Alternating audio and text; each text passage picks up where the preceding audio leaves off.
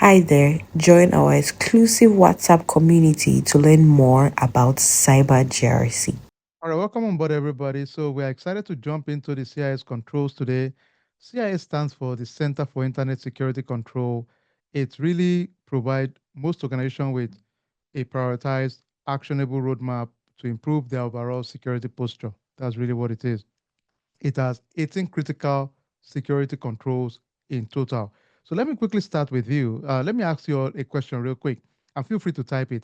If I ask you how many controls how many critical controls does CIS comprise of? How many would you tell me? Let's start the first quiz. All right, let's see what we got. Awesome, 18. Okay, okay.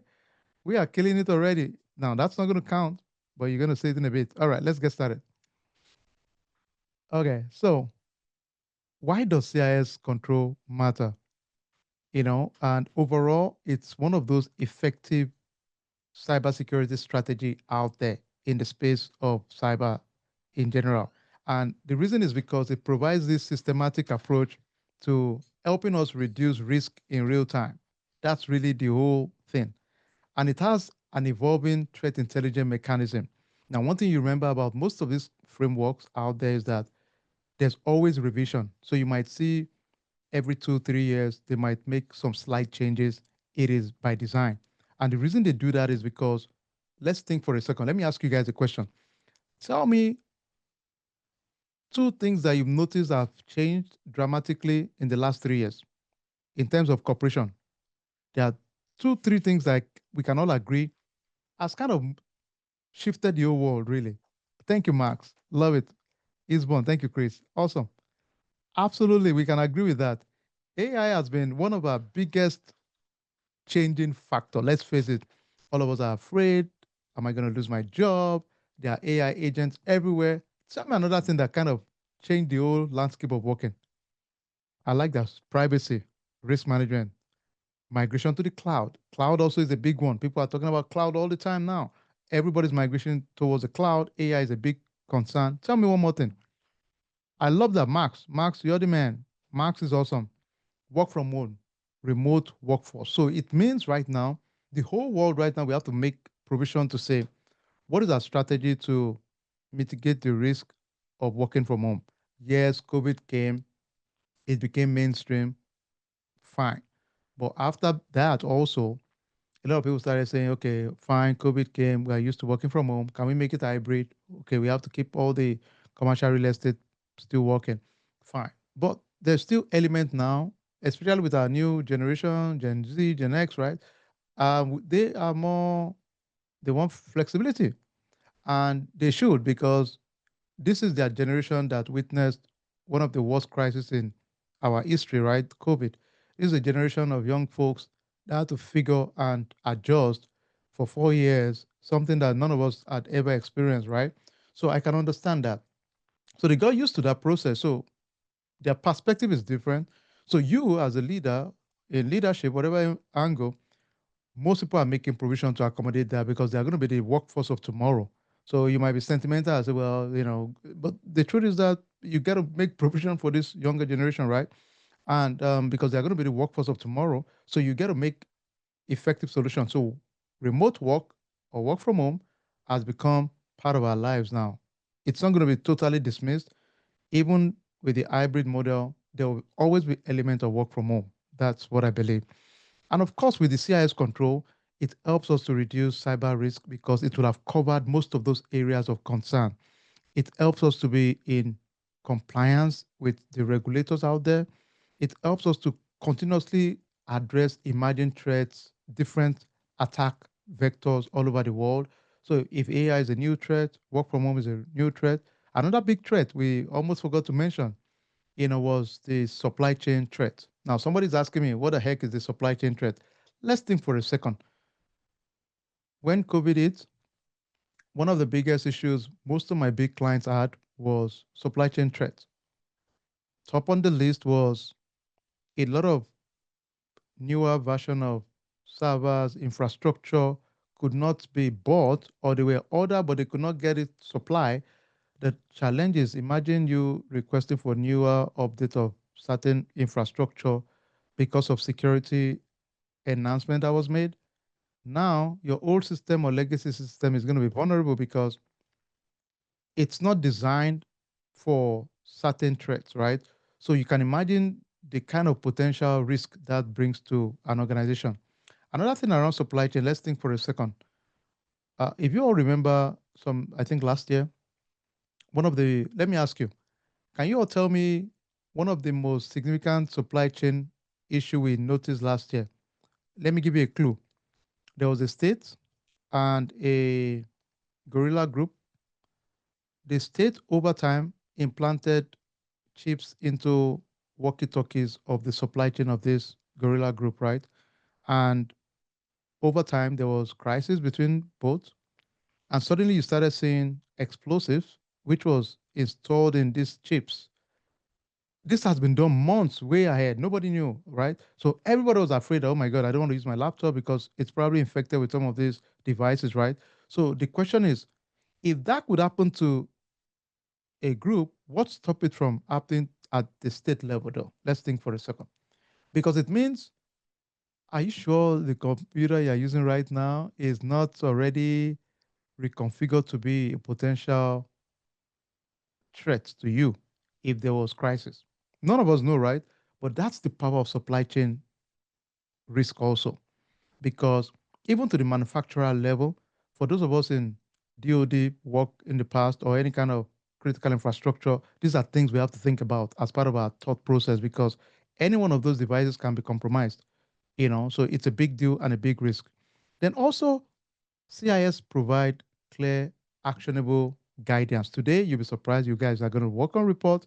You're going to use amazing tools, AI, assessment tools, so a lot of fun stuff. So you see it in a bit, okay? All right, let's move on. First quiz, let's go. What is the main goal of the CIS control? What is the main goal? At the end of the day, what's the main goal of the CIS control? If you are just joining, welcome. If you don't mind, just log on to the use your code to log on to this pin real quick. You can see here 623817. Feel free to join us. Excellent, excellent, excellent. All right, reduce cyber risk. Thank you. Wow. Oh boy, this is awesome. You guys all got it. Okay. All right, let's keep moving. Awesome. Another one. True or false? CIA controls are static and never change. They are always there. It's been the same way for the last 20 years. It doesn't change. That's what you think.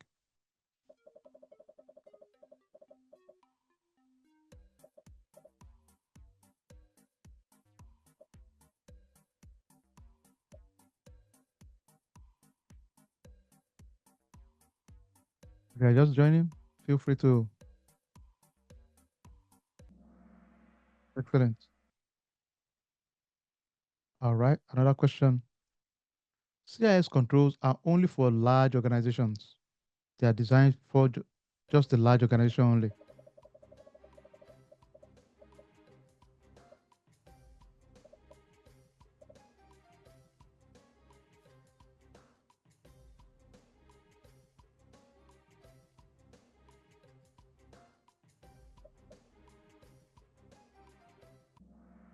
Excellent, false. Okay. So we have a leader right now. Okay. Yak is really whooping us, followed by Jules, then Topia. Let's go. All right. Cool. Now it's always fun to see the way this is going to be changing. So even though Yak is leading right now, don't be fooled. I won't be surprised if Yak, I'm not jinxing you, Jax. I hope you win, but the leaderboard changes all the time. All right, let's go. Okay, cool, cool, cool. Thank you, Yak, Jules, Topia. Awesome, awesome. Let's keep moving. All right, history and evolution of CIS. Like I mentioned before, most of these controls always change. As there's an enhancement, they make changes. So they started 2008. That's almost how many years ago now? 17 years ago. You can imagine. 2015, there was the adoption. 1819, there was version 7, 2021, version 8 plus. So you can see there's always going to be enhancement as part of the process in general. Started in 2008, okay? All right, quiz, quick one. What year was the first CIS control first created? What year was it first created?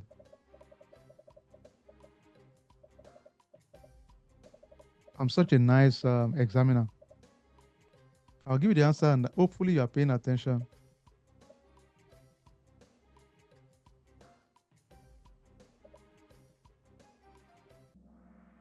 Excellent. Oh, eight. Oh, eight. That's right. That's right. Okay, let's talk about the structure of CIS. Okay, it's a set of guideline and control.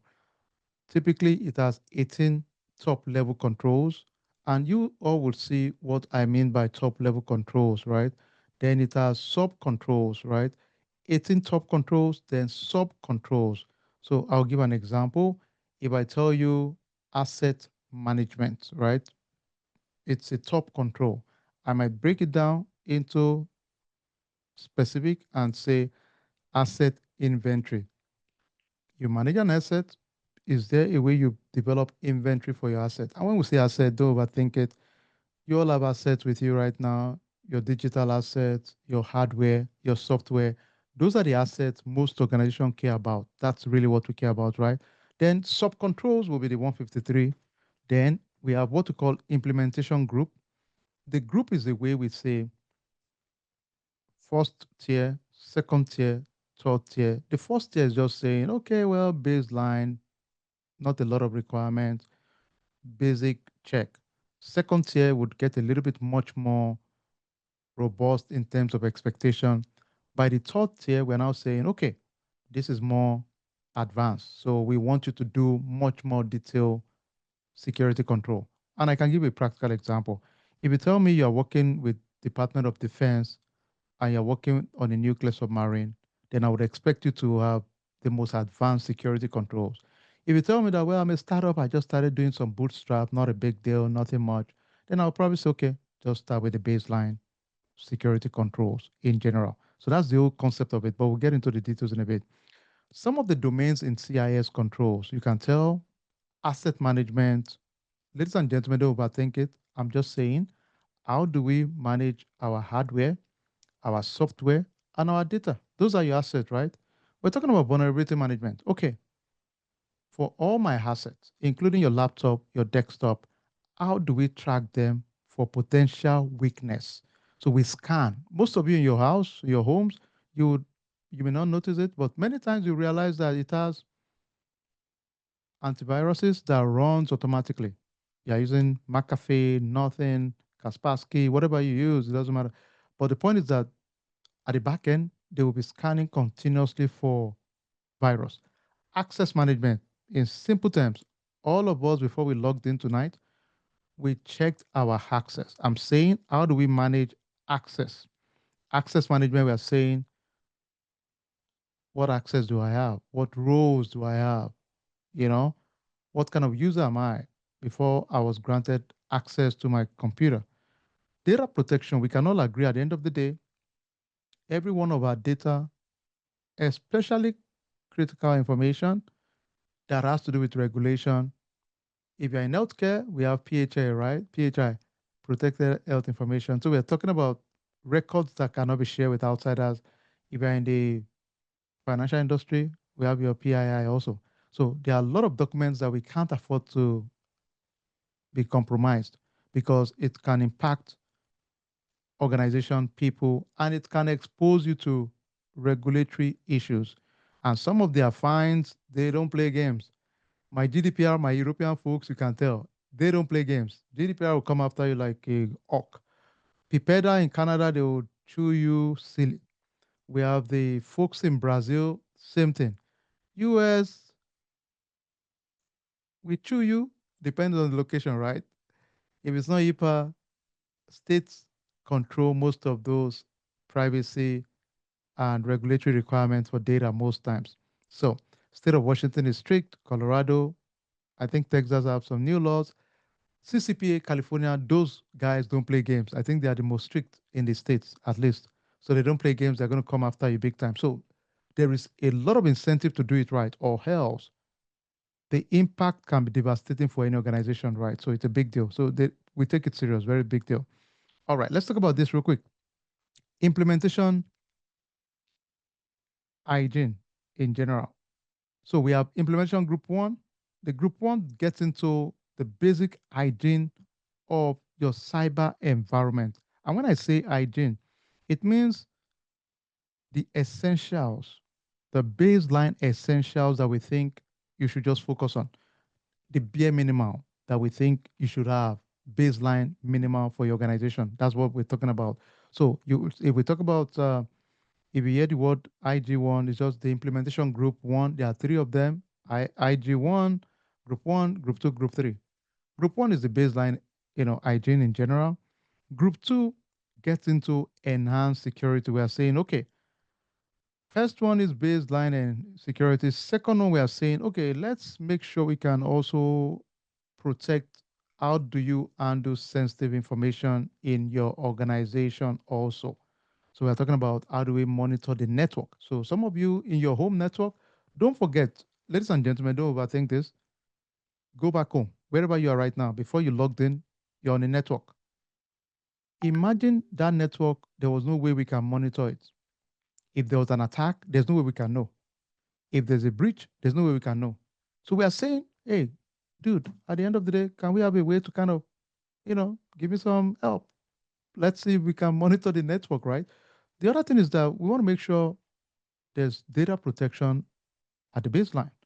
Then we are talking about, is there a good authentication control? Meaning, if you're logging in, does it require us to make sure we have strong password? Sometimes, as the cyber administrator, want to make sure you also have multi-factor authentication enabled, whereby you can have triggered MFA, you know, and sometimes we are using even biometric, whatever the mechanism to make your authentication strong, we would adopt it. Then also a regular security test and check and assessment within your environment is what is required at the implementation group two in general. So let's take it again. Base one is just focus on basic hygiene for your organization, baseline. Base two, we're saying data protection, monitoring your network, making sure your access control is appropriate, and continuously test and monitor also in general. Then let's go to the third one. The third one is where it gets a little bit tricky. Anytime we think of the third one in your mind, you're going to think of critical infrastructure. We are thinking in our mind, okay, now this is where it gets crazy. We're talking of your nuclear grid, your power line, your transportation, your chemical plants. So now it's getting serious. This is serious stuff, right? So we know these are more sophisticated, your financial institution, defense, healthcare, government agencies. So naturally, these are more robust and would expect much more detailed security controls in general. Okay. So just put that in mind. Hi there, join our exclusive WhatsApp community to learn more about cyber GRC.